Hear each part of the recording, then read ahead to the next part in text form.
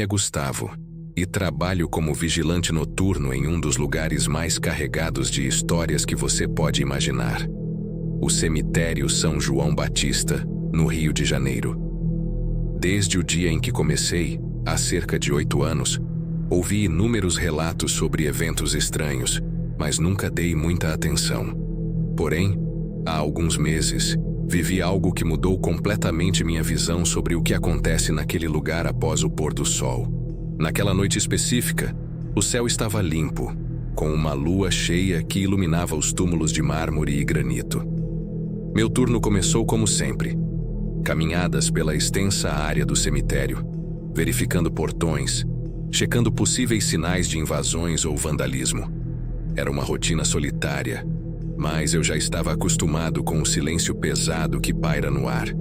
Por volta das 2 horas da manhã, quando fazia minha ronda na parte mais antiga do cemitério, algo chamou minha atenção. Uma figura feminina, vestida de branco, estava de pé, próxima a um mausoléu. No início, pensei que fosse alguém que, de alguma forma, havia entrado no local para visitar um ente querido fora do horário permitido. Isso acontece de vez em quando, principalmente em datas como o Dia de Finados. Chamei a mulher tentando não soar rude. "Moça, com licença. O cemitério está fechado. Preciso que você me acompanhe até a saída." Ela não respondeu nem sequer se moveu. Apenas permaneceu ali, de costas para mim, olhando para o túmulo à sua frente. Ao me aproximar, comecei a sentir um calafrio inexplicável. O ar parecia ficar mais pesado, e um aroma de flores, algo como jasmim, ficou mais intenso. Tentei novamente. "Senhora, está tudo bem? Precisa de ajuda?" Foi quando ela virou lentamente a cabeça na minha direção. Seus movimentos eram tão lentos que, por um instante, me senti paralisado. O que vi a seguir fez meu coração disparar. Ela era linda, mas havia algo perturbador em sua expressão. Seus olhos estavam fixos nos meus, e uma lágrima solitária escorria por seu rosto. Ela parecia perdida, como se estivesse em um sofrimento profundo.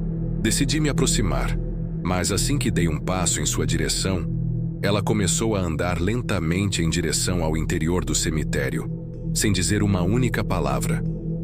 Sua postura era ereta, quase como se estivesse flutuando, mas seus pés tocavam o chão. "Moça, espere! Você não pode ir por aí!" Gritei, mas minha voz ecoou sem resposta. Ela entrou em um corredor estreito cercado por mausoléus. Quando virei a esquina, ela havia desaparecido. Vasculhei o local com a lanterna, chamando por ela, mas não havia sinal de ninguém. O silêncio era tão intenso que o som da minha respiração parecia ecoar. Fiquei inquieto pelo restante da noite, mas decidi não comentar nada com ninguém. Afinal, quem acreditaria em mim? No dia seguinte, porém, enquanto conversava com um dos coveiros mais antigos, mencionei casualmente a visão da mulher de branco. Ele ficou em silêncio por um momento antes de suspirar e balançar a cabeça. "Gustavo, você viu a noiva, não foi?" "A noiva?" perguntei intrigado. Ele então contou uma história que há décadas circula entre os funcionários do cemitério. Dizem que, nos anos 1940, uma jovem chamada Helena morreu tragicamente no dia do seu casamento. Segundo a lenda, ela foi atropelada por um bonde a caminho da igreja, ainda vestida com seu vestido de noiva. Seu noivo, devastado pela perda, teria mandado construir um mausoléu para ela no São João Batista, decorado com flores e uma pequena escultura de anjo. Desde então, muitos afirmam ter visto a figura de uma mulher vestida de branco vagando pelo cemitério, especialmente nas noites de lua cheia. Alguns dizem que ela está procurando pelo noivo. Outros acreditam que ela apenas não aceita sua morte precoce. Minha experiência não foi única. Outros vigilantes relataram ter visto a mesma figura ou sentiram o aroma de jasmim em locais onde não havia flores por perto. Alguns coveiros mais supersticiosos deixam sempre uma vela acesa no mausoléu de Helena, como forma de respeito ou talvez para acalmá-la. Desde aquela noite, nunca mais olhei para o cemitério da mesma forma. Mesmo agora, ao contar essa história, Sinto um arrepio percorrer minha espinha. Trabalhar aqui requer coragem. Mas há noites em que me pergunto se estou preparado para encarar o que realmente acontece quando as luzes se apagam e a cidade dorme. Se a noiva é real ou fruto da imaginação, eu não sei dizer. Mas uma coisa é certa: aquela noite mudou a maneira como vejo o mundo dos vivos e o dos mortos.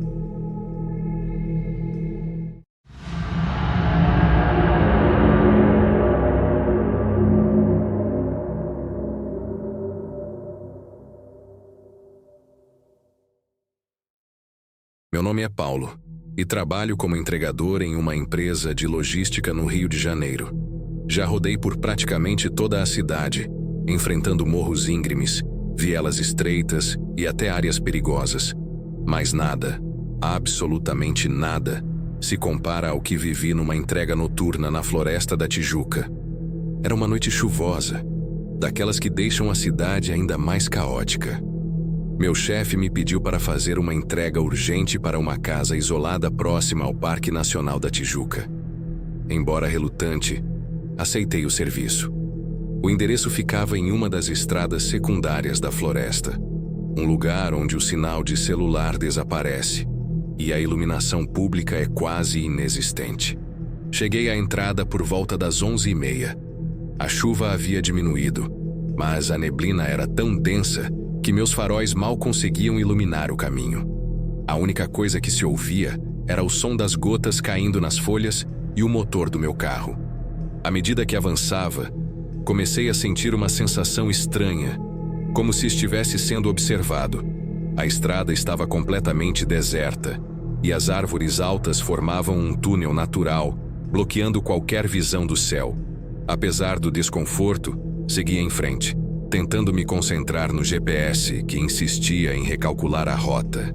Cerca de 10 minutos depois, avistei algo que me fez pisar no freio bruscamente.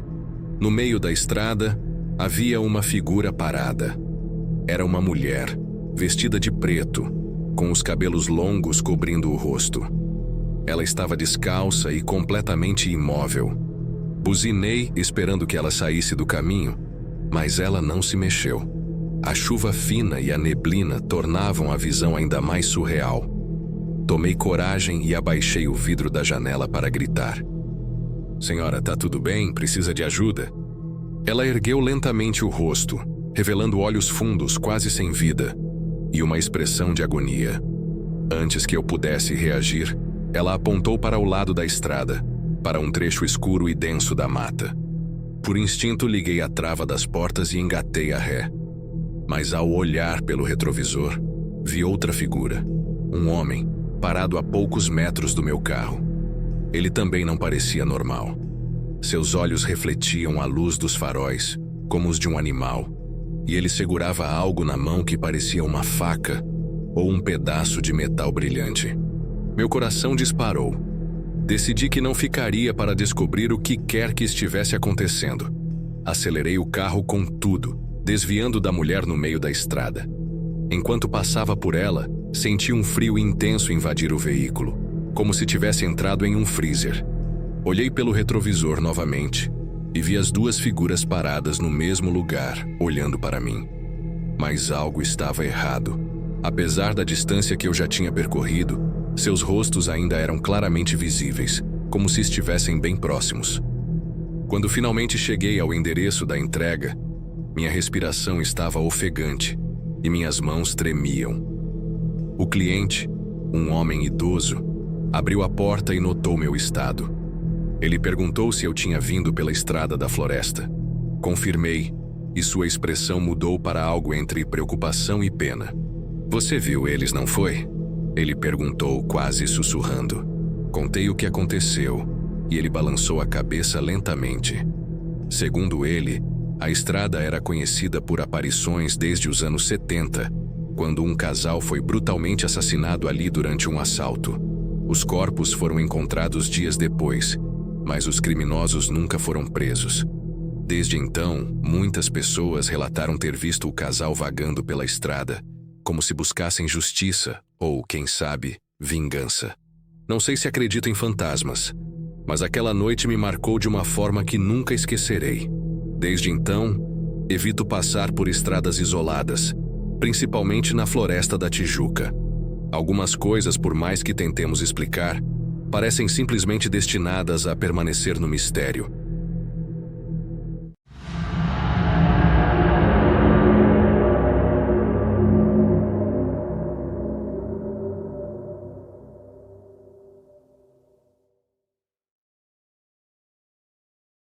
Meu nome é Marcelo, e até poucos meses atrás, eu achava que histórias de fantasmas eram apenas invenções de quem queria assustar os outros. Trabalhando como motorista de aplicativo, passei inúmeras noites dirigindo pela cidade do Rio de Janeiro, incluindo áreas turísticas como Copacabana. Nada nunca havia me assustado antes, até o que aconteceu naquela madrugada. Era um sábado, pouco depois das 2h. O movimento de passageiros estava lento, então estacionei próximo ao calçadão de Copacabana, de frente para o mar, para descansar por alguns minutos.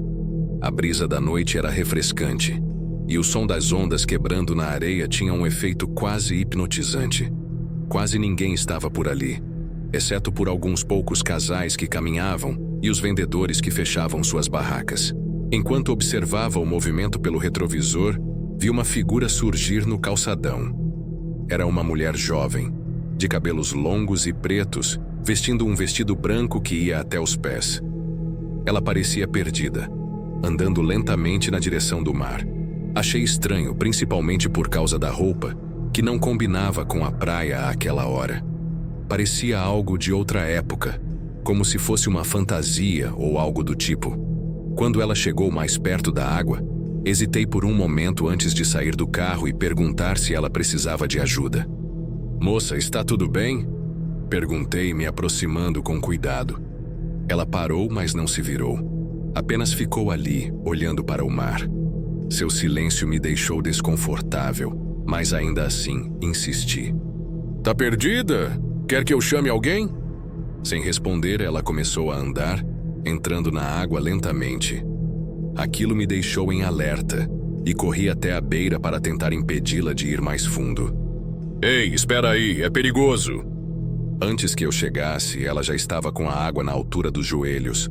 Foi então que ela finalmente se virou. Sua expressão era de uma tristeza profunda, quase sufocante. Seus olhos escuros pareciam olhar direto através de mim, como se eu fosse invisível. "Você não pode me salvar", ela disse em um tom baixo, quase sussurrado.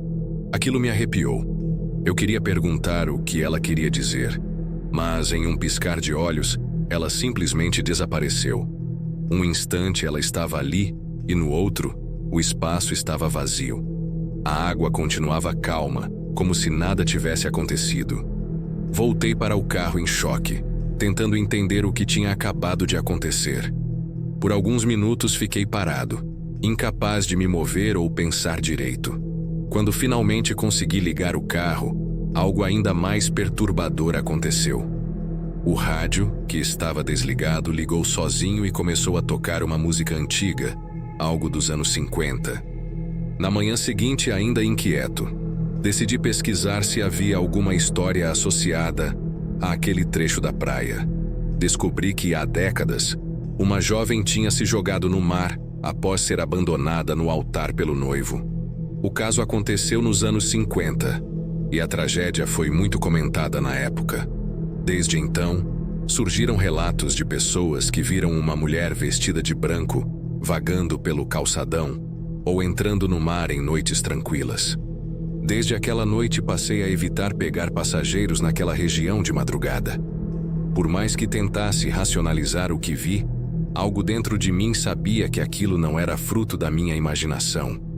O olhar daquela mulher e suas palavras ainda me perseguem. E toda vez que ouço o som das ondas, lembro daquele encontro inexplicável na praia de Copacabana.